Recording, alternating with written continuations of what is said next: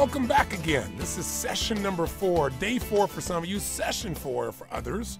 This day is about a subject that affects everything else in your life. And this whole series, Get the Edge, has been designed to focus on the majors of life. As I said earlier, most people major in minor things. They put all their attention on things that don't matter, and they make them more important than they really are and get stressed out. But there's certain things in your life that if you focus on them, your life soars in terms of your fulfillment and your joy and your relationships and your health and your vitality, every aspect. And there's certain areas of your life that if you don't focus on these areas, you get pain. And so that comes to the base level we're here to talk about today, which is your energy. See, when you talk about your physical body, your vitality, your health, I don't care what it is you want in your life, whether you want to improve your relationships or your finances or your emotions or your career, none of that matters if you don't take care of your body. And that's what we're going to focus on in this session. But I got to tell you, most people don't focus on their energy and their body because we don't live in a society where most of us value our bodies that much. In fact, we probably value our bodies the least. Yes, we promote attractive bodies in advertising, but we don't really look at the vitality and health and make it the absolute must. We have a lot more advertising on how to get drunk or how to get yourself out of pain instantly with a drug or whatever else you can consume in big gulp sizes that are larger than your head. People are drinking Cokes bigger than their head. I don't know what's going on out there. But see, we do things in our society for money all the time, but we forget our bodies. We do things to meet our career needs, but we forget about taking care of our body. We take care of our kids, we'll take care of our spouses, our loved ones, but our body's usually the last thing for most of us. And you know what? When we run out there, we try to give everything everybody else, and we don't have any energy left inside of ourselves, boy, I'll tell you what, there's no fulfillment, there's no joy, there's no juice. So you don't want to be richest man in the graveyard. And most people are out there focusing on everything else except the most important thing, your temple, the place your spirit resides.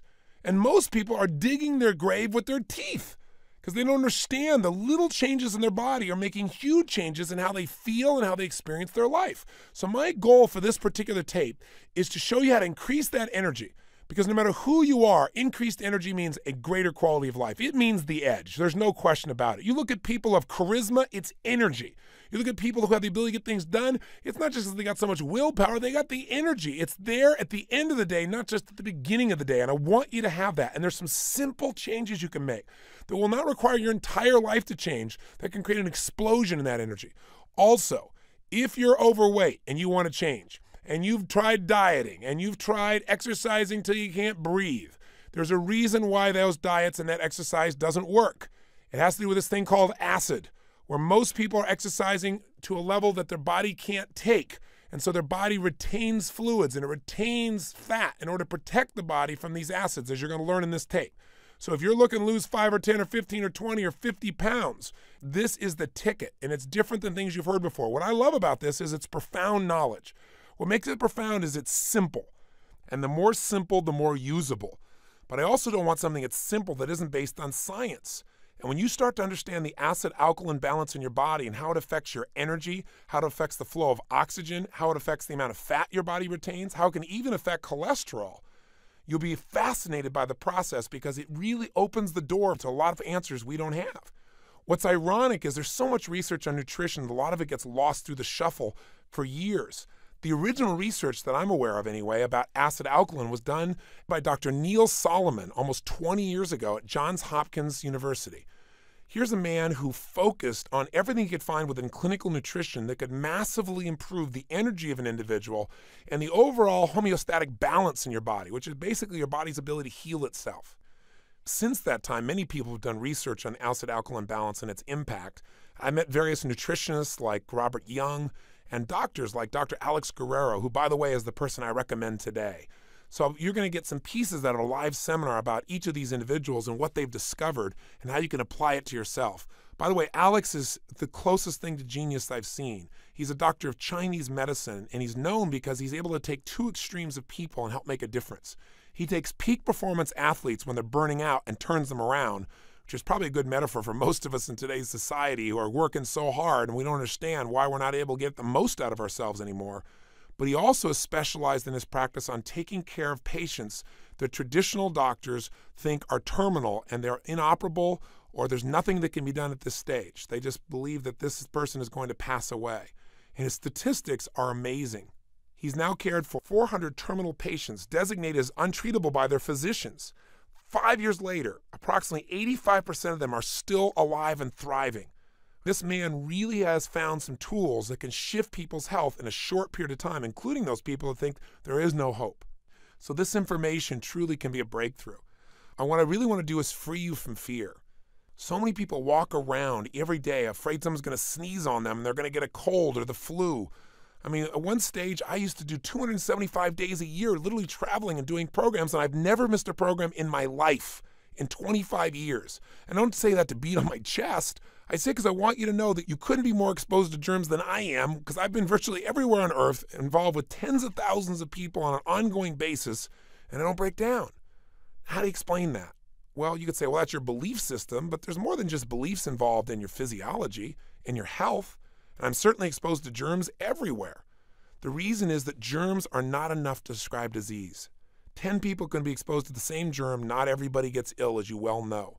And as you'll hear as we go to the live seminar, you're going to find that even today at Harvard University, they teach that no one specific germ is an absolute guarantee of having one specific disease. There are so many environmental factors, the amount of stress or emotion that's going on in your life, your genetic tendencies, and the things you do to keep your body in balance before you're exposed to such germs or viruses. We've got to be responsible if we're going to get out of fear, get into energy, if we're going to get out of excess fat and into fitness, if we're going to have the kind of joy and ongoing health that we deserve. So let's go to a live seminar now where you get a chance to listen in, and let's see if we can figure out, why do most people become so fearful about their health? And what are some simple common sense approaches we can take that can free us of the fear and, more importantly, put us in charge? Listen in right now.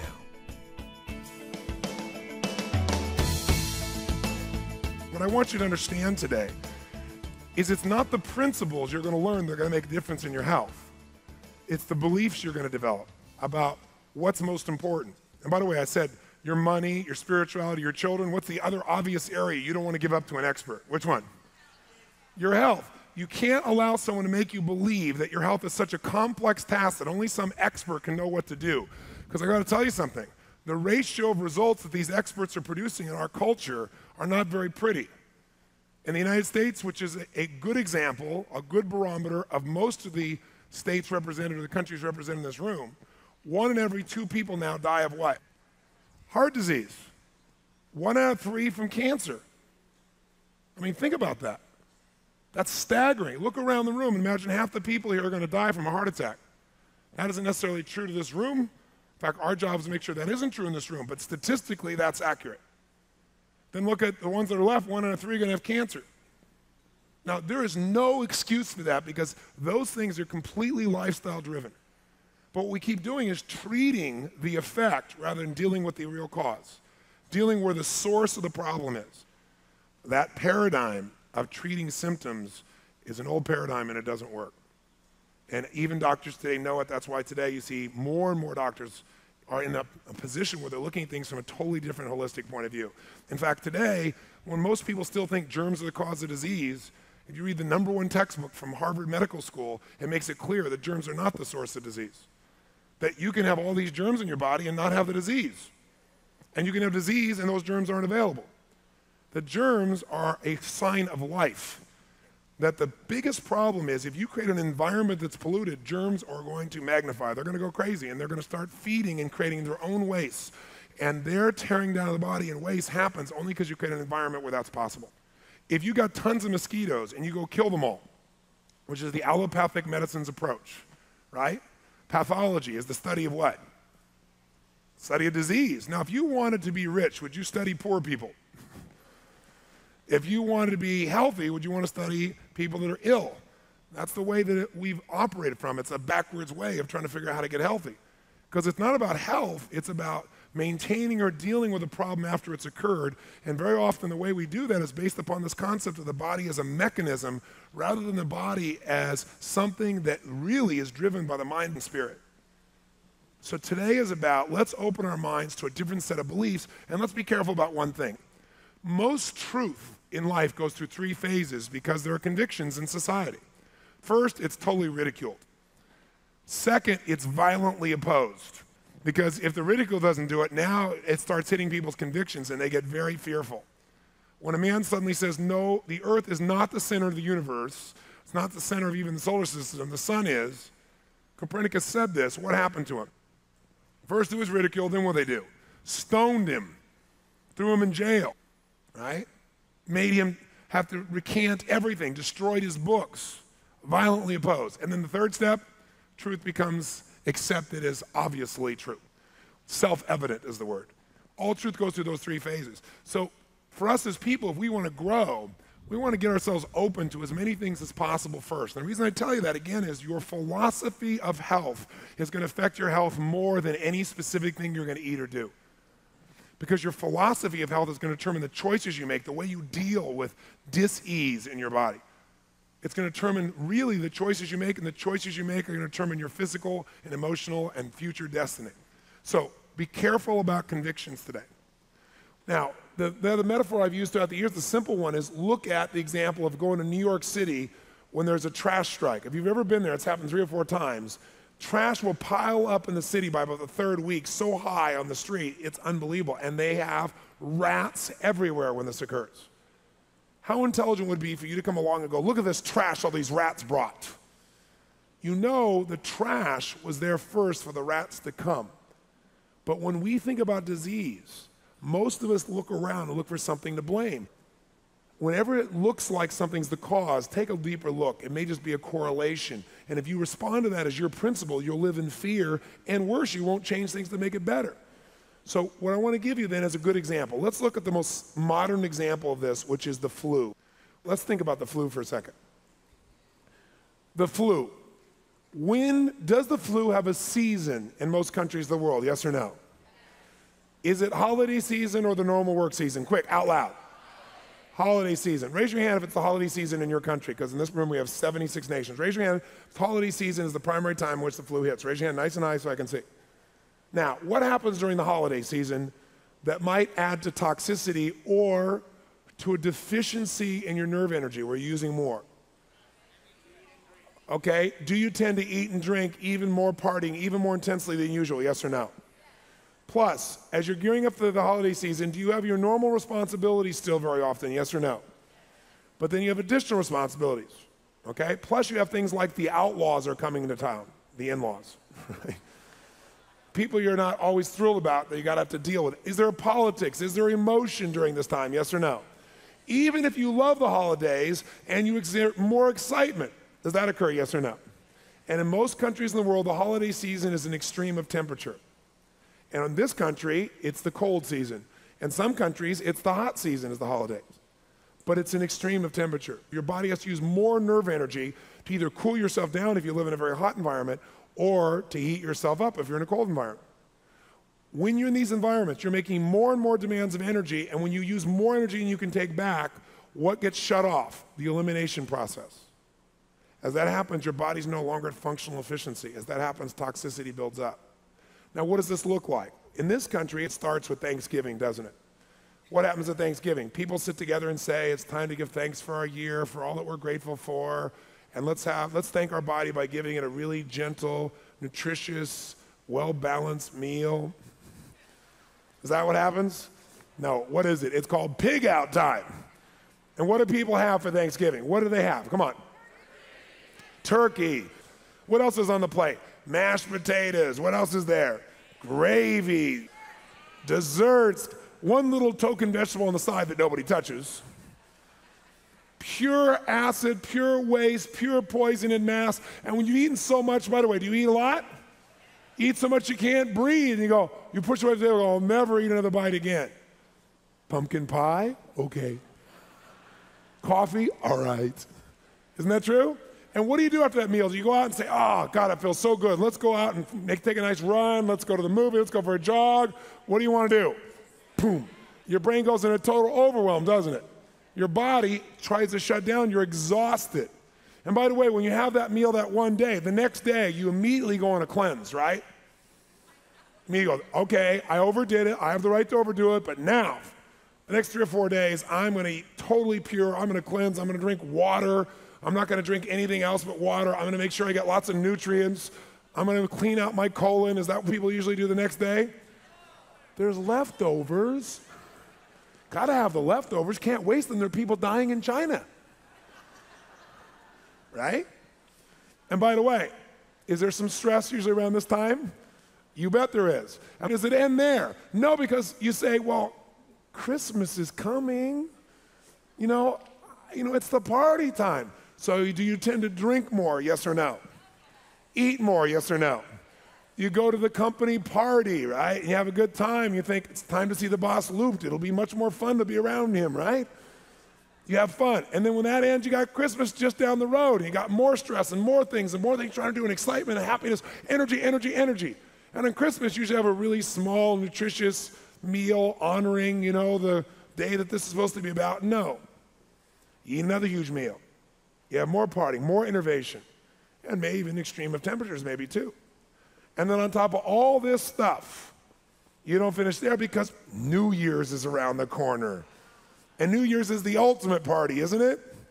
And what do people do en masse on New Year's? Drink what? Alcohol is the total product of decay. It is pure acid in the system. It destroys cells, it interrupts everything. It overwhelms the body. Now here's what's interesting.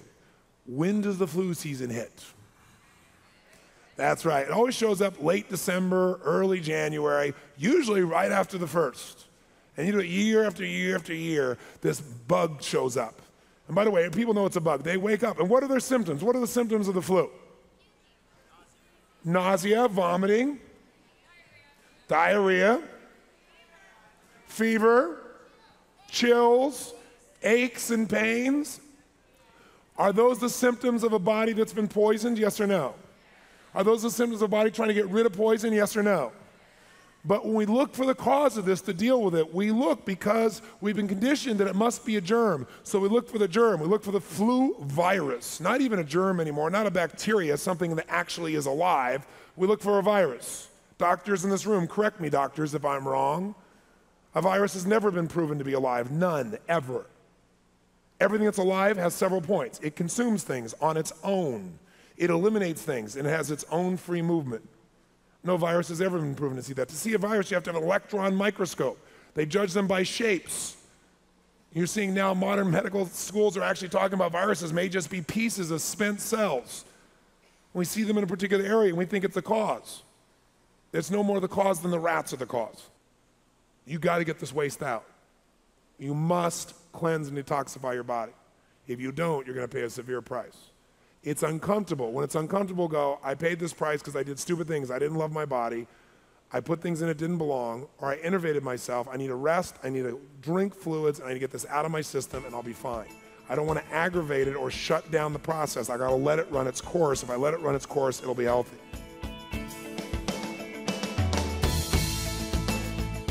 So I just wanted you to listen in on this seminar because I wanted you to realize you don't have to live in fear. That there are some fundamental things that if you apply your common sense can free you of this. So let's listen in now to another seminar where we're talking about this principle of acid and alkaline and how it can make a massive difference in not only the quality of your life, but the amount of energy you experience day to day. Here we go.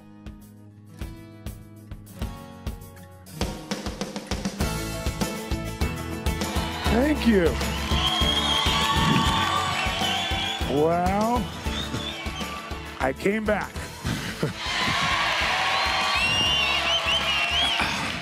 I missed you. What can I say? I came back because I wanted to give you an update, an idea of some of the newest distinctions that I've made. If you've been involved with my work at all, you probably have been exposed to some of the principles. How many of you read Unlimited Power? Say aye. If you did, I talked about some of the fundamental principles of living health there. And my goal is really to get you to see you don't have to be afraid of bugs. You don't have to worry that in the middle of your New Year's, some bug is going to wreck your holiday.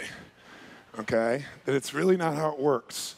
So what I thought maybe we'd do is show you a little bit of how we get to pollute our environment. And the way we get our environment polluted is we get out of balance. And you all know that. What happens during the holidays? If you weren't out of balance before, now you're totally out of balance. How many can relate to this? Say aye. And that balance is not just the balance that comes from, eating too much. It's all of the stresses we create inside of ourselves which innervate us. But they also do something else that I didn't understand at the level of science before. I understood it anecdotally. But science is now showing us some pretty extraordinary things that can help us to know precisely where we break down. Now, to give you an example, think of what your body is. Your body is really this unique system that's working on basically electrical currents tied with magnetism. So think of it as electromagnetism that's actually running you. All the nerves of your body send signals through electricity. There are electrical signals, pulses of electricity. All the cells, all the organs of your body, when they're alive, to be healthy, you gotta have healthy cells. They gotta be totally energetic. To be totally energetic, they have to have electrical power. What makes that electrical power happen is what we have is a delicate balance in our biochemistry. Chemistry makes the environment possible for electricity to be there. Anything that's going to mess up that electrical balance is going to mess up your cells, is going to mess up your organs, is going to mess up your life. So if all these organs in our bodies have this need to send electricity, in fact, nerve signals are nothing but electrical pulses again, then what we got to figure out is what would mess that up. And then what we're going to do here this afternoon is walk you through the easy ways to make it so your inner environment is totally in balance on a consistent basis, even when you take it out of balance. This weekend took you out of balance because what you've done is you've done the thing that creates breakdown in the body that you've probably been doing for years before you got here, but this weekend may have added to it, and that is the creation of acid. Acid in our systems creates a breakdown of the delicate balance in our biochemistry. Now, you turn on your television, you can't miss a million commercials or somebody comes on and says, I ate the whole thing, Alka-Seltzer. Remember those old ads? Or now these days, they don't do that. Now they don't wait till after you're in pain. They go, look, I'm gonna eat this Pepsin AC and then it won't hurt. And what is Pepsin AC and all these things? They are antacids. See, if we're eating so well, if we're so smart, how come we're taking all these antacids like they're coming out of our ears? The reason is because we live an acid lifestyle in modern times. Most industrialized nations live acid. Now, what creates acid in the system? Well, the first thing that creates acid is emotions, anger, resentment, frustration. You can take, and in fact, I encourage you to go by your local drugstore and get some of those little pH strips. Those pH strips, you probably have seen them. They're like yellow. You put it on your tongue for a few seconds so you can do it with your urine. And then you put it against colors, and it shows you how acid or alkaline you are. Now, why is this important? Let me clarify this first. Your body, to maintain this powerful, energetic electrical current in you, has got to have a certain pH, a certain basis of what's called acid and alkaline in the system. It is as important as maintaining the temperature of your body. Your body has to stay at what temperature? Quick. 98.6. Well, here's the other number you better know. On a scale from 1 to 14, 1 is pure acid, burn a hole in steel, and 14 is purely alkaline. The middle then, the balance would be 7. Our bodies need to be at 7.36. That's the ideal, which is slightly alkaline. Now, there are portions of your body, like your stomach, has hydrochloric acid in it, and in that area, right, you're gonna have more acid. But I'm talking about your blood. The blood, which is the river of life. What takes the oxygen everywhere? The blood. You know, what brings the nutrients? The blood. The blood is the basic source of everything. So your blood has got to be at 7.36. In fact, this is so important, guys, that if this figure were to vary 1 or 2 points, you would die instantly. Because what happens is it would change the chemistry where there'd be no electrical power. And imagine an electrical power plant that somebody unplugged. Everything stops. Your organs, your cells, everything shuts down. You're dead. That's how important alkalinity is to your body. Now, most people, though, are constantly testing the body's ability to do this. For example, we go to a cold environment, what does our body do? It compensates, right? It figures out what to do to try and speed up, try and get that warmth to the body so that we can survive. The same thing happens when you take in a lot of acidity in your body. Your body rushes to figure out how to deal with this. Now, the way the body deals with excess acid, and again, what brings acid to the body? Emotions is the first thing that most people never even think about. When you worry, I mean, how does it feel when you worry? What does your body feel like? Can you feel that kind of feeling inside your body, like something's churning? You're creating acids in the system. By the way, conversely, Norman Cousins, who, God bless his soul, amazing man who was here in Los Angeles, right, teaching at UCLA, If you remember, he cured himself of disease through laughter therapy. He'd watch for 8 hours a day all these funny films that cracked him up, and he laughed his way back to health, because you can also, through your emotions, can you stimulate your immune system? Can you release positive endorphins, yes or no? So when you're talking about my lifestyle, I know people all the time who are so rigid about what they're going to eat, and they're stressed every moment about it. And I'm looking and going, they are not going to be healthy because they're creating acid continuously, which, guess what acid does? It strips or weakens the electrical charges around red blood cells. So for example, and I'm getting a little technical, but please stay with me, and I think this will make sense for you. Here's a red blood cell. What does a red blood cell do? Carries what? Oxygen. So you got all these red blood cells in your body. Blood cells, in order to function, have a certain biochemistry, and in order to do that, to have electrical charges. The outside of a blood cell has a negative charge. The reason it has a negative charge is it keeps the blood cells from doing what? Anybody know? Sticking together. If the blood cells stick together, what's going to happen? They're going to suddenly go through the bloodstream more slowly, through the body more slowly, so you're going to get less oxygen. All these little red blood cells got to make it all the way down to little capillaries. Some places they have to go one at a time. So all of a sudden, imagine you got your body full of sludge. And by the way, that's how most people feel. They sludge through life. Because if you see the red blood cells, they're all clumped together. Now, what happens is the inside of your red blood cell has a positive charge.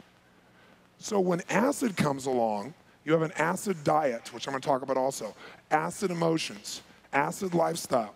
The acid comes by and it mitigates, it strips or weakens this charge, sometimes takes it completely away. So what do you think these cells start to do? They start to clump together. As that happens, your energy goes through the floor. But that's not the only problem. These cells start to weaken. Does that make sense? They're not as strong as they need to. And as the environment becomes more and more acidic, they not only weaken, but they die. When they die, they release their own acids into the bloodstream. So now you're compounding it. Now remember the example I gave you of pouring water in a glass, and you keep pouring and pretty soon it overflows? Well, when you keep pouring acid in the system and it starts destroying cells more rapidly than your body's used to, all that acid builds up to the point where now the environment is really polluted. And what got worse, you basically have negative momentum. It gets worse and worse and worse and worse. Till pretty soon you don't know why you have all these aches and pains. Aches and pains are acid. It's a lack of oxygen and acid. And you can find it in any part of your body. So what we've got to do is we've got to maintain this balance. You know what your body does? Your body's intelligent. It's ready for this. It's designed for this. Except it's not really designed for what we do to it. Our bodies were not designed for us to be able to process every food the way we do in modern times. And to take in the things that we drink and eat that have no basis in nature whatsoever. So we're putting all this acid in. So the body does, it says, my God, we have an emergency here. We've got to solve this. So the body uses stores of alkalinity to neutralize the acid. You have alkaline reserves, they're called. So the body knows how to do that. But here's the problem. If you keep putting more acid in than the body can deal with, pretty soon, what do you think happens to your reserves? They go down. Pretty soon you don't have any reserves. Now you're in a dangerous situation. Now you're going to start having a major dis-ease start to affect your body. What makes it bad, what tears the process down, other than your initial genetic weakness, is the acid. And whether your genetic weakness is affected or not, is acids go to the weakest part of the body. And so they weaken something that's already in trouble. Is this making sense to you? Okay? It's such an important understanding. So, guess where the body now goes to survive? It takes these acids out of the bloodstream and into the fats of the body. Because that takes it away, the acid away from the vital organs of the body. Because if it gets in the vital organs, you got real problems. Now, what if your genetic tendency is not to hold much fat? People that are fat tend to actually be a little bit more healthy very often if their arteries aren't clogged, because they can deal with more of the acid than somebody who's skinny, interestingly enough. And you can see this in people's blood if you study it. So what happens, it goes into fat. Now, by the way, picture this. This is the average person that I see. Let's say a woman as an example. She really is committed to her body. The culture has created these anchors that women focus even more on it than men do. Unfairly, by the way. So this woman really wants to make this change. So she really does a really good diet. She really makes all these shifts. And she says, I gotta exercise. But she's so stressed about it, she's creating an immense amount of what? right? Secondly, when she exercises to extreme because she's sick and tired of being overweight. Now I'm gonna get a trainer and I'm gonna kick butt, I'm gonna do whatever I can. So she produces massive exercise with massive amounts of lactic what? Probably exercises anaerobically more than likely. Can you over-exercise, yes or no? Oh yes. And so now all this additional acids in her body. And she says, wait a second, it can't be my metabolism because I'm not eating a bunch and I'm working out like a maniac. I'll tell you what it is. You're not over fat, you're over acid. You will not let go of the fat no matter how much you exercise, no matter how much you eat right, if you do not create an environment that is more alkaline. You can't. It's a survival tool. Now, I was with the gentleman who introduced this concept to me. I was with a group of doctors from all over the world, from Russia, from Korea, from all over the place. And I went through a week with him studying people's blood. And I just did it as an amateur. I'm not a doctor. There's nothing I'm used, but I like to understand this stuff with precision. I'm a maniac for that. And while I was there, a group of his patients came in. He's a microbiologist, right? And they came in one after another, and we saw the before and after of their blood after they began to what I'm going to ask you to do, which is alkalize and energize your body. We're going to make sure you get a lot more alkalinity in your diet and in your fluids so that your body can deal with this and not have to pull from your reserves. While we're there, he started showing us what happens here in this situation. He shows us examples. You know when people get older, very often they shrink? Do you ever wonder why that happens? Do you think it's like, oh, it's just our way back into the ground? We came out of it, went our way up? No. The reason is because when a person lives an acid lifestyle, after you go through your reserves and after you store in the fat, guess what's next? It needs calcium. And so it leaches it from your bones continuously. And so your bones get weaker and weaker and you get more and more compressed. It's like stealing bone mass almost as a metaphor. It's not exactly how it is from your body. There's no reason for you to shrink, just to give you a clue. Okay? The only reason you shrink is because your bones are weak because you're so acidic and your body is leaching from it. And you'll begin to break down in all kinds of other ways too. Your muscles get flabby because acid eats it away. And there are other elements also that affect this to give you an idea. But here's what was really fascinating. I saw so many changes in people that were so dramatic, it would sound like, you know, a religious revival, but they're in this doctor's office and all these other doctors studying it. And one woman, which was really neat because she's been studied since she was 14 years old by the NIH, the National Institutes of Health, which is the place that you get the definitive answers in the United States anyway. And so the National Institutes of Health studied her and her entire family, but her personally since she was 14, this woman. She's now 37 years old. The reason her family's been studied is because they have hypercholesterol. There's no one in her family with less than 450 in cholesterol. Yeah, if you're not familiar with it, around 200 would be reasonable. 450 is off the chart. I mean, you're a walking heart attack, basically, right? So, and by the way, that's what's happened. Her father died at 43, her mother died at 41, her sister died at 39, she's 37.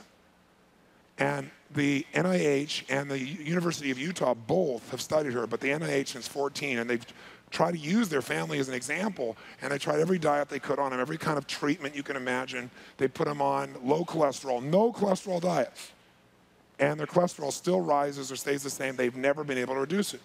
This woman has been doing what I'm going to show you today, alkalizing and energizing, practicing everything I was teaching before, but adding the focus of alkalinity to her diet, drinking a green type of drink that brings more alkalinity into the body.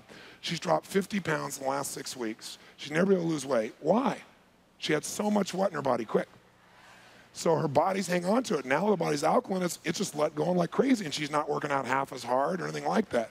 But the second thing is she's lost already 190 points off her cholesterol in 6 weeks. Nowhere in her entire, it deserves a hand, I agree. Let's give her a hand. All right? What's cool about this is it's, you know, documented by the NIH because sometimes individual researchers do their thing and people go, so it's really outstanding to be able to see that. So why would her cholesterol go down though? Cholesterol, you don't need any more cholesterol. Your body, as most of us know, makes cholesterol. The only reason you get additional cholesterol is you're eating animal products. So you're eating the cholesterol of other creatures and putting it in your body. So with their dead mass, you're taking their cholesterol. All right? Doesn't this sound attractive? Okay? But here's the real problem. You get your body where your blood, you put more acid in. Your blood's got to stay at 7.36 or real close, right? So it's got to do something. Now, it tries to use your fat stores. It tries to your alkaline reserves. It tries to do anything to balance it out. Let's say that you've maxed out those things, and all this acid is going to run through your arteries. What will they do to what will acid do to your arteries? It'll burn a hole in it like that. You'd be dead. You can't have arteries with holes in them, right? So the body says, we need a binding agent. We need something to grab a hold of this acid and protect the arterial wall. So it secretes or gathers, if you've had additional cholesterol, the cholesterol, and it puts it on the wall to protect the sensitive linings from all the acid. And by the way, there's no downside to that if you were to then change your diet. But if you keep being acid, the body keeps adding cholesterol till pretty soon there's no room for the blood to go through. But it's like, do I die now or do I got a chance of survival? Does this make sense to you? I mean, this is breakthrough stuff. Now, let me tell you why I'm telling you this and why I found out about this, because I've lived a pretty energetic lifestyle for most of my life, prided myself that I can rock the house, whether it's 2,000 people or whether it's 20,000, for as long as the day can go by. And I did it because years ago I made a huge shift in my life, which is this dietary approach that I'm describing to you, and this lifestyle approach. And I freed myself of the fear, which took away some of the acid by itself, right? You heard earlier I described I was always afraid early in my life I was going to die of cancer. That'll create some nice acid for you. So what happened for me is I started to get to the point where I was using much more of my mind for the energy as opposed to my body. Can anybody relate to that? And it's like it's more mental energy and like will. Like I get on stage and crank, but it wasn't like I feel now. It's just like that just feels effortless. It was more like, am I going to do one more song? Kind of like a lot of you were thinking over this weekend, right? So what happened was I had this mindset of, I'm an Adonis and I'm humble about it. I've got this energy. I want to kick butt, take names. And what happened for me is it started like by the end of a program, I was wiped. But you know how things happen gradually? So you don't quite notice. It's kind of like, the old metaphor, you put the frog in warm water and you turn up the water slowly, it'll boil to death. The old metaphor. You put it in boiling water, it jumps right out. Well, most of us, our challenges come so slowly that we adjust each stage and we don't realize what we've lost. And it's like I feel when I do the Living Health seminar, I'm almost like trying to tell someone what a rose smells like who's never really smelled one. Because most people have never given themselves the gift of that kind of dynamic energy. They've never had it because no one taught them how to have that. And that's my real goal in being here. I want you to realize, I want you to experience that nothing tastes as good as fit, healthy, and vital feels. Nothing. And once you feel that, you'll get addicted to that feeling, and it will change every aspect of your life, your relationships, your finances, everything. Because here we are living in this culture where people value everything more than their body. Their money, their career, we'll do anything for our kids, right? All these other things. And what's the last thing that shows up? Our bodies. And thank God that, our bodies are as strong as they are, but we deserve to have them at full tilt. So for me, as I started to feel this little bit of loss, so I thought, okay, I know what the problem is. I'm getting toxic. I'm exerting more energy, right, on an ongoing basis than I'm building back up. I'm not sleeping, and I'm not resting, and I'm go, go, go, go, go the whole time, and I just need to balance out and cleanse my system. So I decided to do that. Now, I know quite a bit about a variety of sciences that have to do with how to study the blood, and there's quite a bit of research that's been done overseas. And there's a certain type of microscope in the past called a dark field microscope. Dark field microscopy, I guess is how they pronounce it. And so years ago I had that, and it allows you to see what you don't see in a traditional blood test. It allows you to see that your blood, unlike traditional science tells you, is not sterile. It's like another universe with all these creatures moving around inside of it. But what's interesting is there's a new microscope out now called an ultralight microscope that allows you to see even deeper. And what you also can see is things like candida or yeast in your blood, parasites. You can see everything, and it's very visual. So before I went on this cleanse, I said, what I'm going to do? I'm going to go look at my blood so I can see how bad it is, and also so I can feel the victory afterwards and see it clean up. So I found out about this place that did this new form of microscope work. I went down, looked at my blood. My white blood cells were ripped open and like leaking out. They weren't moving at the pace they're supposed to move. And my immune system's broken down, which probably was how I was feeling inside. I was feeling run down. And I'm thinking, God, I know I eat well and all that stuff, but I thought, no, I'm not. I'm going full tilt. I'm not breathing. I'm not doing the other things that are so important. And I'm exercising like a maniac on top of it, right? Because I want to be fit. And so I looked at this, and then what was interesting about it is I was also full of candida. Now, what yeast do in your bloodstream is they eat all your glucose, which is all your energy storage, right? All your sugar. So what that does is you eat and you're never satisfied. because you're not getting the nutrients. Remember, taking in nutrition doesn't mean anything. If you don't have proper digestion and assimilation, you have no nutrition. So what happens is along the way, the yeast consume it. So I don't know how many of you can relate to this, but I would find myself, I was so busy, I wouldn't eat all day long. Then about, 8, 9, 10, 11 o'clock at night, I was ready to eat a human. I was like, I gotta have something, man. I get that state where you gotta have something. How many can relate? Come on, say aye. That's because your blood sugar is where? Through the floor, right? So I'd find that, and it created a lot of stress, and it created my energy being super high, and then boom, I'd hit a crash point, man, and I would crash if I didn't go do something. So all of a sudden, I look at this thing, and I can see why. It's eating it all up. And by the way, you know what yeast does once it eats all your sugar? If you don't give it enough sugar, which it demands, your cravings for sugar are the little creatures inside of you demanding it.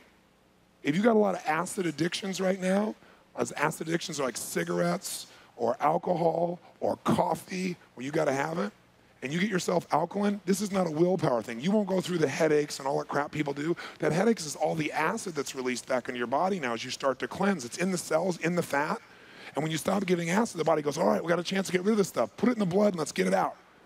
When it puts it back in the blood, you get this headache, and you're detoxifying, it's called. I'm going to show you how you can detoxify without all the pain, which is really wonderful, by having enough alkalinity to deal with those things. Does that sound good? It's really important, really important. So anyway, the point of the matter is, I look at my blood, and I got candida in there, so no wonder my energy's not as high. Sure, I'm living well, supposedly. Now, what caused the candida? That's the part I want to understand. Because look at me, I eat really well, I really do.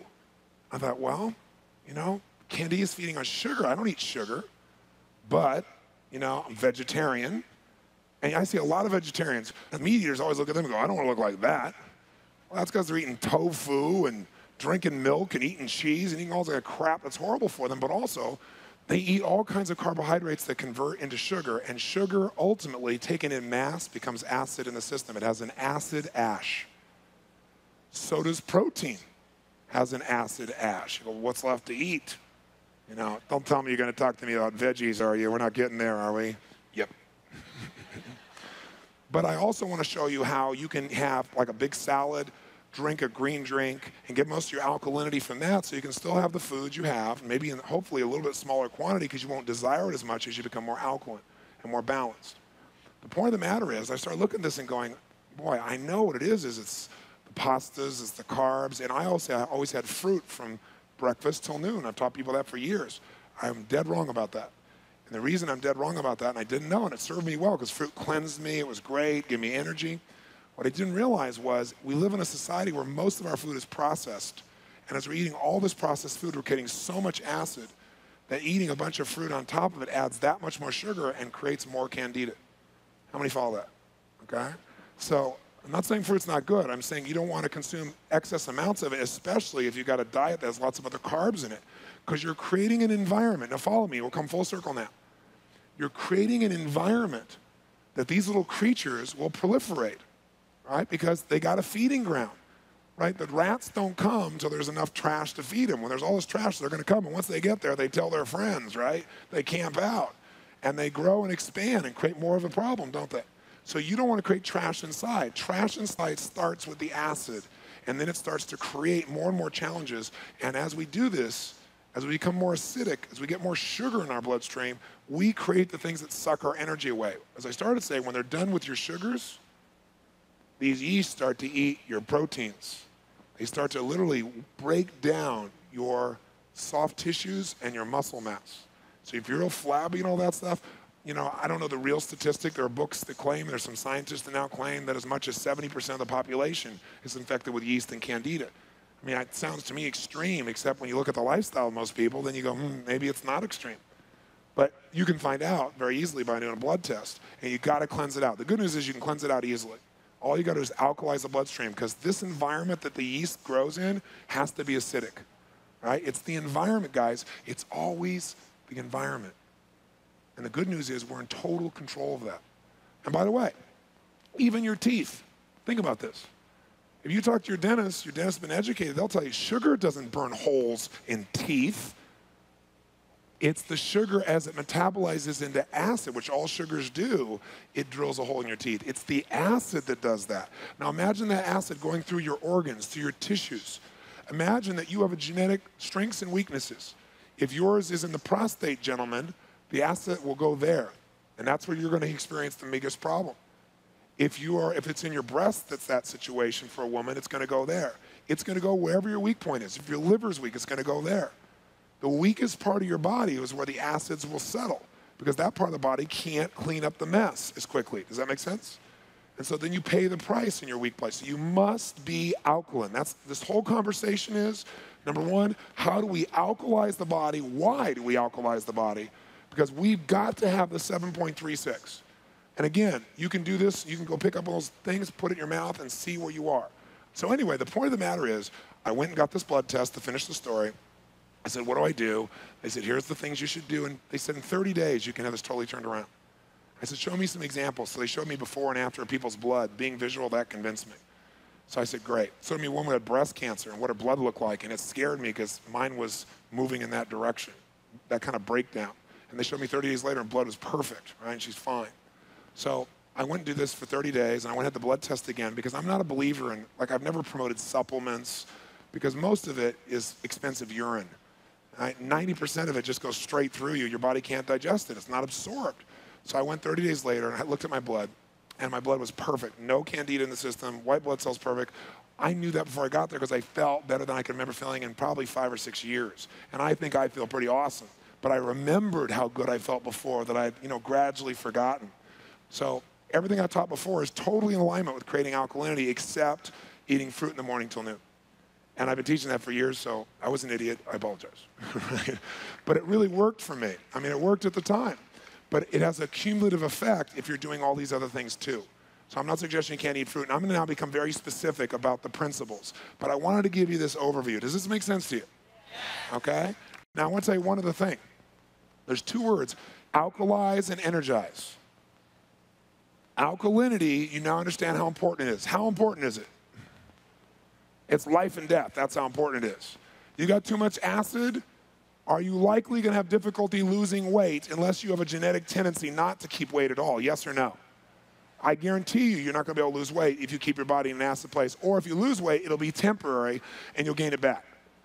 So you got to understand, this alkalinity is the whole thing. So you got to alkalize and you got to energize. Now, what does energize mean?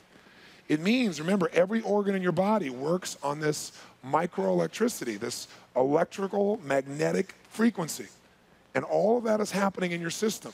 When you're eating foods, foods only provide value when they can be converted into the elements necessary for this chemistry that allows electrical charges to continue. Food actually gets to the organs through these little electrical charges. It's how things are moved around within the system. Are all foods equal? Like, are all carbohydrates equal in the amount of electrical, alive energy in them? Yes or no? Your common sense knows the answer to that is no. Absolutely not. So we must avoid foods that take away more energy than they provide. Your body operates on a subtle electromagnetic current. Nerve signals are, in fact, electrical charges. Your brain, your heart, all the organs in your body really emit these fields of electrical current. And your cells communicate with each other through pulses of electricity. When we eat food, our food breaks down into the food particles to their smallest size, called colloidals. A colloidal is a smallest possible form of a nutrient particle size. The usual size is, I don't know how to pronounce it, certain microns in diameter. These nutrient particles are then carried to cells via electrical charges. If we eat something, guys, that's lifeless, that really doesn't have the electrical charges in it any longer, then you're not going to get the energy that your body deserves. So you won't get, as I said here, the food itself is taking more energy than it's giving if it doesn't give you enough electrical charges. So for example, what kind of electrical charge is available in chocolate cake in megahertz? 1 to 3. Now, by the way, a tumor has 30 electrical charges, to give you an idea, by comparison. A Big Mac has 5 megahertz of energy. Now, before you look at that, maybe I should give you a frame of reference. Each of the organs of your body has a certain amount of energy, electrical energy, that can be measured in megahertz for it to be functioning healthfully. The average of your core organs, like your brain, your heart, your lungs, is 70 megahertz. So just think about this. If you need 70 megahertz of energy, and your primary diet is made up of Big Macs, 5 megahertz. Chocolate cake, 1 to 3 megahertz, right? Are you going to be in an energy deficit or an energy abundance? Deficit. And so your energy is going to be low. Now, let me ask you this. If your energy is low, will the organs of your body be working at their total functional peak efficiency, yes or no? So if they're not working efficiency, and let's say part of that is cleansing or providing what your body needs, then those systems start to shut down and you build up more toxic waste. That's just natural. Your body normally will get rid of, but you're no longer having enough energy to function properly. So you go through this slow decline most people call aging. Does this make sense? So take a look here, if you would, and you'll see some of the other foods we've got here.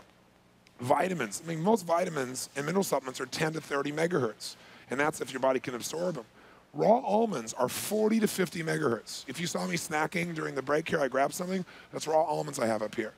I have cucumbers too, which are super high. Your liver is 55 to 60 megahertz. Your colon, 58 to 63. Your stomach, 58 to 65. Top of your head, 60 to 70. Your feet.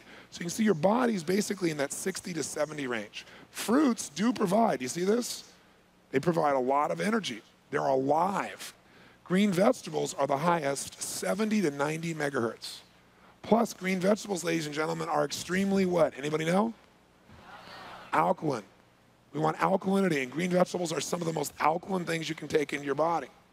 Next is you'll see live, fresh wheatgrass, 70 to 90. Your brain is 72 to 78. How many of you love a rose? Like you get in the presence of a rose or you smell a rose, it just feels really great. How many have that feeling? Say aye. A rose has 320 megahertz coming out of it. It's like you get this charge. All flowers don't do that to you, do they?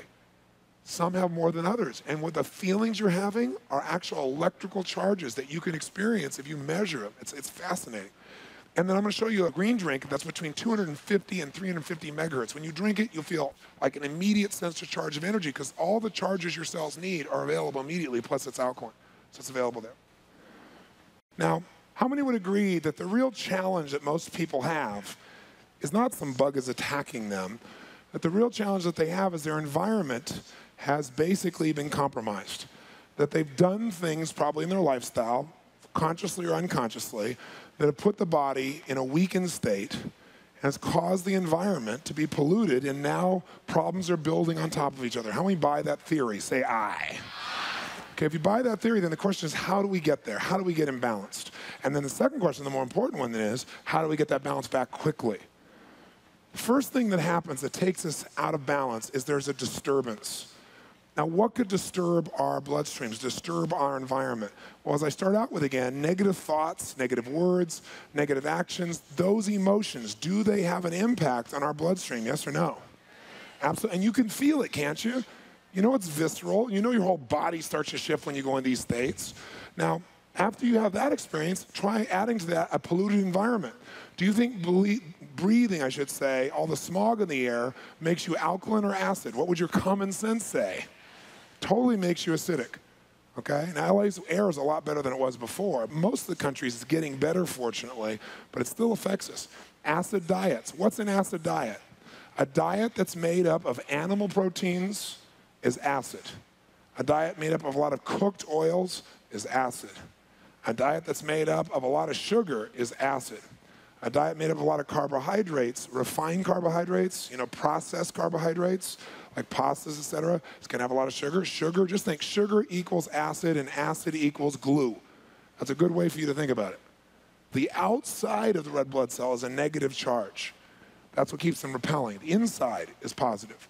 But what happens is when you put yourself in a position where you have this acid, it strips that charge, and now these cells start to collect. They start to move and become unhealthy. When they start banging into each other, and you can see it in people's bloodstreams, you can see the difference in what happens there between a healthy bloodstream where the red blood cells are big and plump and alive and round, versus you see these misshapen cells, and you see these cells starting to break down, and very often you see things like parasites starting to break out of the cell. Literally, you see it rip out of the cell. It's a very scary thing to see. Radiation can do this. We're in front of these screens all the time, most of us, right? Using computers now. We have all this stuff that we don't know the impact on. So we don't have to live crazily, but we want to avoid any excess radiation, because could that disturb the delicate balance, could it, of the electrical magnetic part of your body? Yes or no? Clearly. So those disturbances start there. And then any kind of other destructive behavior or emotion. Now, once you have a disturbance, Think of this. Irritation leads to mutation, right? That's where it can go. So when something gets irritated, it gets out of balance. It gets out of balance, it either weakens, dies, or mutates.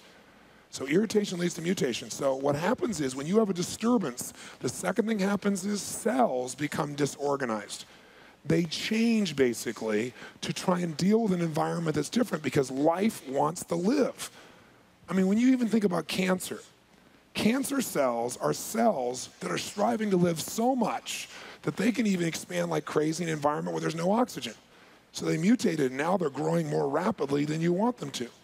It's actually life moving forward and it's adapting to the environment we give it to. So when you disturb yourself, some disturbances are huge. A car accident, is that a significant disturbance to your body? You bet. That ruptures cells. When you rupture cells, do you think there's more acid in the body or less? Quick. More acid. The body's got to deal with that. You know, so much of it can really be a trauma to the system. But when you get disturbances, cells disorganize so they can adapt to this environment. As they do that, the third step is you get a compromised environment. What that means is cells start to really adapt now to this morbid environment, because it's an environment that is not healthy. And all of a sudden now you have healthy cells becoming what? Unhealthy cells. I mean, you can see this under the microscope with people in their bloodstreams. And all of a sudden you have these things called germs that start to grow like crazy, like bacteria and yeast and fungus and molds, because now you've created an environment in which they can feed.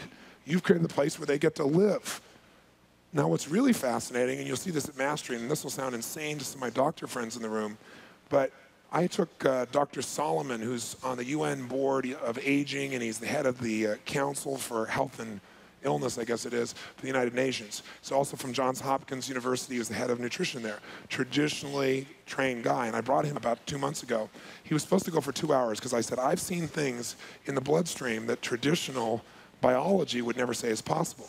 I've seen a red blood cell literally not be attacked from the outside, but literally when the environment became acid, start to morph and become a rod form, a bacteria. We think of bacteria coming from the outside. Here's this red blood cell like a butterfly, morphing and becoming another kind of cell. And then morphing back later when it went to an alkaline part of the body, back into red blood cell. It's all called on videotape. It's called pleomorphism. It's supposed to be impossible. And he's captured this several times because this guy's whole focus is the blood. He does everybody's blood and he studies it and watches it. So I called Dr. Solomon. I said, all I can tell you, I've never felt better in my life. I see my blood is so pure. I've seen my blood go, now the red blood cells are big and plump because my body's alkaline. I got enough water in the system, not dehydrated. My energy's amazing. I said, I've always had high energy, but not where it was like I had such reserves. That's the best word I can give to you. I have reserve now. Before I could do it, and I was going through my reserves, you know? And I said, come take a look. Fly out for me. He said, okay, I'll go check it out. He said, yeah, I'm going between these two places. I'll stop for 2 hours. He stopped for 2 days. And he called me up and he said, this is unbelievable. He said, I want to test that. He's going to do a study at Harvard Medical School. He's trying to arrange one, and at Johns Hopkins, to be able to show the impact that this has on the bloodstream, to show that this has occurred. He wants to be able to duplicate what he's seen. But he said, this is unbelievable, because we always think of the outside world attacking us. He said, what I'm seeing is that the inside environment, just like with HIV they say it, and now they say for these viruses that the reason they can't stop it is because it keeps what? Mutating into something else. Well, our red blood cells de-differentiate and become something else. What happens is this starts to create this buildup of these bacteria, yeast, molds, and guess what they do? They're creatures, right? They're feeding now on your energy stores, and like all living things, they feed on things, and what do all living things also do? They excrete their wastes, and their wastes are pure acid. So not only are you building the acid up from your lifestyle, but you're now creating an environment where these things proliferate and or adapt.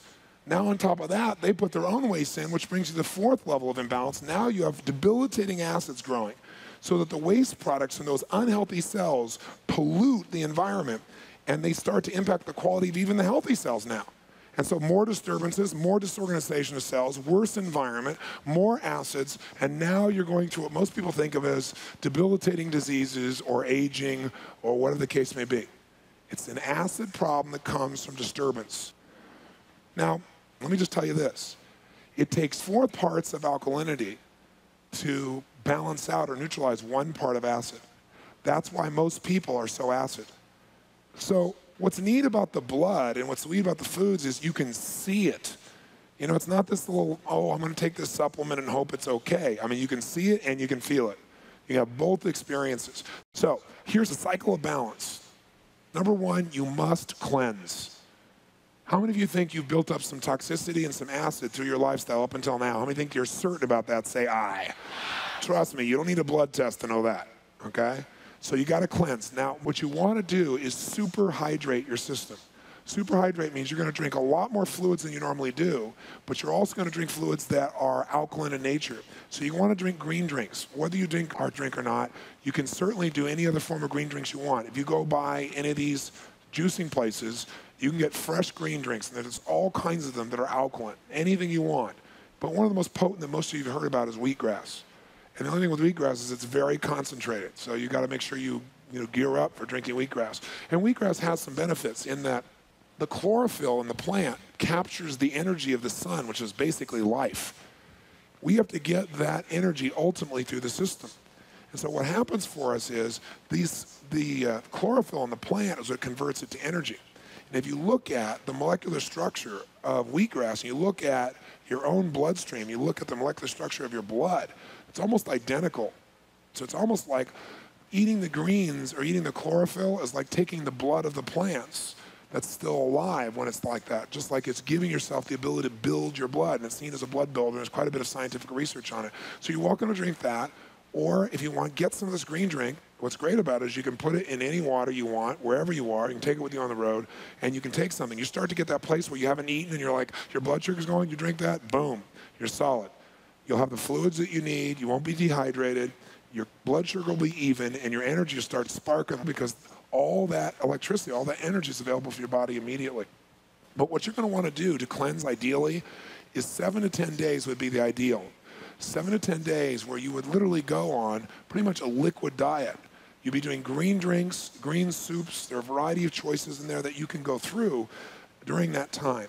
The minimum you'd want to do is probably 3 to 4 days. We say, I'm just going to cleanse my system. I'm going to give all my organs a break. I'm not going to add more crap on there. I'm going to give them a rest and let my body just flush the system out. This would be the ideal. Now, I'm not going to ask you to do that if you don't want to do that. I'll tell you what to do that's more gentle and more simple. But this type of cleansing is not painful. In fact, you'll start to learn after a few days, if you do the 7 to 10 day one, you'll notice after about day 3, you don't have any hunger at all. In fact, you'll realize if you start to go eat, it's almost like, God, I'm not hungry. And you'll notice you're really doing it because you're frustrated. Or you're really doing it because you feel lonely. Or you're really doing it because there's some other emotion you're trying to feel. And since you're not eating, you won't eat, and you'll notice it, and it'll help you to break the emotional patterns that are controlling you as well. If you wanted to absolutely give your body the ultimate gift, it would be to go on a cleanse. So you want to drink at least 3 liters of this type of green drink a day. 3 liters. Like for me, well, you can see this is what I drink the whole time I'm here if you haven't noticed. This is it. All weekend long, I'm drinking this. By the way, the green drink doesn't taste bad. It doesn't taste good either. It's kind of neutral, But this size is 1.5 liters. So you're going to want at least 2 of these a day. I drink one of these in the morning, first thing, total energy. That's what I did this morning. I put the green drink in, shake it up, ready to rock and roll. I'll tell you what else I do. I drink one of these, or at least half, before I eat something. What do you think that does? Hunger's gone, you don't overeat, you also feel more alkaline, so some of the things you'd normally be addicted to, you'll find that addiction starts disappearing really fast. So, we want to cleanse. How many understand what we want to do here? Say aye. What's the key word to cleansing? We don't want to hurt our bodies, we want to super what? And by the way, in a cleanse, you would ideally not bring any other food in, right? This super hydration is not just 7 to 10 days, this is every day for me. Does that make sense? If I'm really super hydrating, then for me, I'm drinking 3 of these. Okay, to give you an idea. Maybe even 4 sometimes, which I thought would be impossible. But I'll tell you what, if you do that for just 3 or 4 days, if you guys did nothing out of this day, you said, that Robbins, he's a nice guy, he's a little crazy, but I'll do this for 3 or 4 days. By the 4th day, you won't believe how good you feel. I mean, aches and pains and stuff you have will be gone because you have so much alkalinity in your system, your body will have a buffer to deal with that stuff. It's fantastic, absolutely fantastic. Okay, so we cleanse. Second thing we do to get back in balance is we interrupt the destructive pattern that's creating the problem. So that pattern might be the way you're using your emotions. You go, you know what? I learned all this stuff this weekend. I'm not going to indulge in this anger stuff. I'm doing anger. And I'm doing depression. Let me breathe. Let me change. And you make a shift. Maybe the pattern is you keep eating like hell. Well, you got to break the pattern. Because if we cleanse and then you go back and start doing the same stuff, eventually you'll be back in an acid state again. Does that make sense? Now, by doing all this alkalinity on a regular basis, you start to balance it. But remember, you don't want to build up any more acid than you need to. Then the third step is we need to provide the body what it really needs. Once we take control of those patterns, provide it what it needs. And there's a metaphor. It says every man needs a good woman. In fact, every woman needs a good woman, like a good mom. Okay, all right? And what woman stands for is you've got to give the body what it needs, which number one is what? Water. Number two is oxygen. Does that sound familiar? Number three is minerals. And again, it's not only minerals, but you'll find, how many of you know of a genetic weakness that you have either by your family history or by yourself, like a heart or lungs or something of that nature? How many are familiar with that? Well, if you know a genetic weakness, you want to provide those minerals or needs directly there, and you can do your own research. You've got A for woman is alkalize, and N is provide the nutrition and diet.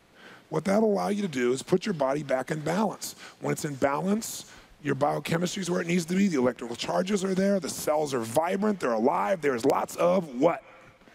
Energy. And you start feeling good, being good. You think differently. You feel differently. Your skin changes. Everything shifts in your life when you put yourself back in balance. So how do you get in balance? Number one is what? Cleanse. Number two is break the pattern by taking control. And number three is provide what it is you need. Now, here's what we've done so far. We've freed ourselves, if we're intelligent at this stage, from fear. Because we understand things don't just attack us. We got to create an environment that feeds it. How many buy that? Say aye. Two, we've identified specifically the foundation of this, which is getting out of balance, because we create disturbances, or we get an environment that disturbs our cells. They disorganize. They get an environment now that's compromised. They mutate. They respond.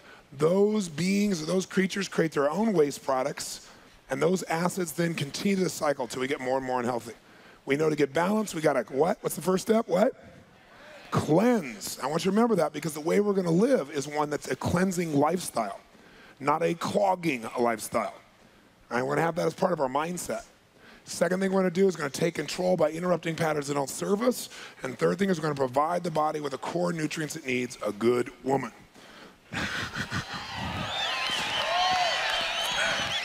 I doubt if there's anyone who wants to argue everyone doesn't need a good woman in their life, right?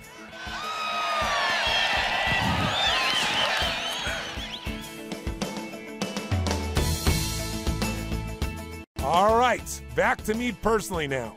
As we wrap this up, here's the secret to this. First of all, does it make sense to you that you've got to provide your body with more alkalinity to stay in balance?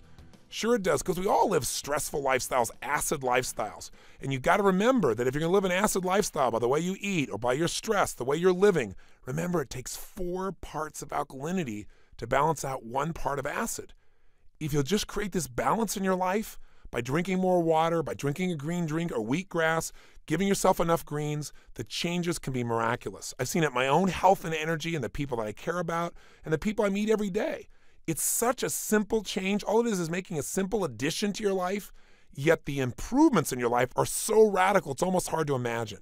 I'll give you a really good example. I had a young man who was sent to me by the Make-A-Wish Foundation. His name is Sean. And Sean came to me because, as often the Make-A-Wish Foundation will say, this is a person's last wish. He'd like to meet you. So what I usually do is I say, have him come to one of my 3-day seminars if they're physically capable. We'll do whatever it takes to make them comfortable. Because in those 3 days and that revolution for their life and that Unleash the Power Within program, they're going to experience things that will shift their beliefs, their emotions, their entire life. And then I'll spend time with them afterwards for an hour or two just hanging with them as opposed to just having lunch. So in this case, they brought me this young boy, Sean. I think he was 21 or 22 years old at the time. Unfortunately, he had stunted growth and he didn't stand much taller than my knee.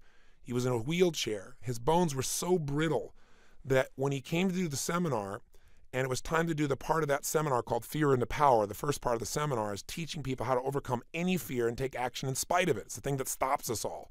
So it's a pretty powerful seminar. On that very first night, I have people walk across a bed of burning hot coals between 1,200 and 2,000 degrees Fahrenheit.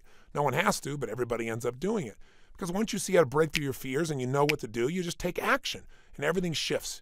After doing that, anything else you thought was difficult seems pretty easy by contrast. So he couldn't physically walk, obviously. And so his parents handed him to me, and as his dad was about to hand him to me, he said, open your hands and just hold him in your open hands. And he said, don't squeeze at all. If you squeeze at all, you'll break his bones. If he coughs, he breaks a rib. That's why his prognosis was for death soon. His bones were that brittle, if you can imagine. So I held him in my hands, and I put myself in state, and I walked across the fire holding him. It was really a beautiful experience. He cried afterwards. It was amazing. So then he attends the rest of the seminar, and he begins to develop some stronger beliefs on what's possible. So I sat down with him after the third day, and we sat down for lunch.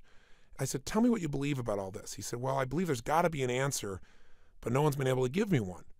I said, well, I'm not a doctor, and I can't tell you what to do. But I know a couple of experts that understand acid-alkaline, and I explained to them the very principles that you've learned here.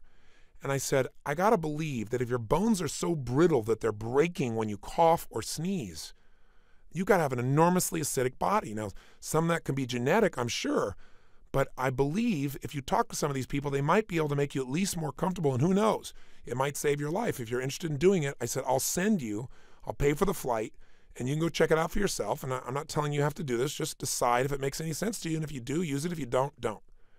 So I sent him to see one of these experts, and he ended up staying there for 3 days with this person. He changed his entire diet.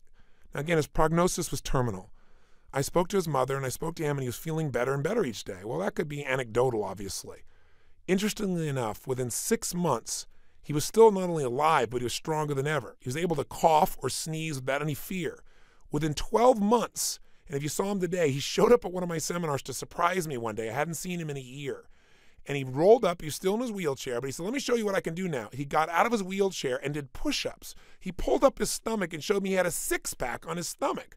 He's now lecturing all across the country. He's been written up in various newspapers as this wonder kid, and he's telling everybody what you can do to transform your body is by understanding how to give your body what it needs. His prognosis is no longer death. Here's a young man who literally has his life back. Now, your situation is probably nowhere near as extreme as that. Maybe it's a lowered sense of energy. Maybe it's you just want to really get those last 5 or 10 or 15 pounds off. You got to give yourself every advantage you can. That's what Get the Edge is about. So what do you got to do? Let's remind yourself. Just make sure you take action when we turn off this tape. You don't go, that's an interesting principle. Well, I should think about that. No. Make sure you start cleansing right away. Start drinking plenty of water. I'll give you a ratio. Half your body weight in ounces. If you're 200 pounds, that's 100 ounces in a day. You go, you got to be kidding. You're going to drown me, Robbins. No, we're going to cleanse you, and we're going to get that liquid in your body so the acid gets out. If you want to, another way to do this again is to get green drinks. They're so alkaline. So you can go get yourself something like wheatgrass, which doesn't taste pleasant at first, but that's because your body's acid. Once you start drinking it for a while, your body won't be as acid. It'll actually have a sweet taste to it. Or you can call us for our green drink. And if you do that, you can get a green drink. You can mix in water. You can take it on the road. You don't have to worry about finding wheatgrass. And it's just as effective, in some cases more, because there's more than one type of green in it. It's been specially formulated by Dr. Alex Guerrero, the man I told you about who has such extraordinary results with people like Shaquille O'Neal and a lot of other peak performance athletes and teams. But he also uses the same process of alkalinity to get people healthy who have been diagnosed as terminally ill. So if you're interested in drinking that green drink, give us a call. You can reach us at 1-877-GO-4-GREEN. That's GO4-GREEN. Or the real number, for those who can't remember, Go for Green, is simple.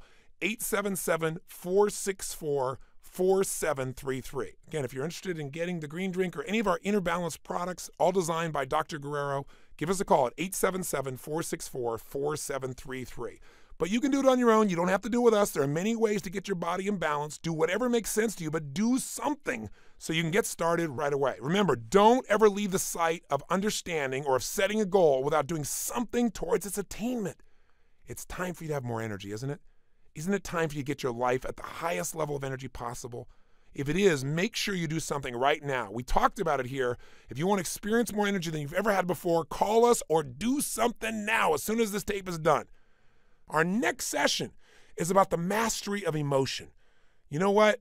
Whether you're happy or sad, depressed, frustrated, angry, or filled with joy, excitement, and passion is a choice. There are a couple of physical triggers that you can take hold of that once you understand them, you'll know how to use your emotions instead of have your emotions use you. That's our next session. I hope you enjoyed this session, and I'll look forward to talking with you again tomorrow. Till then, remember to live with passion.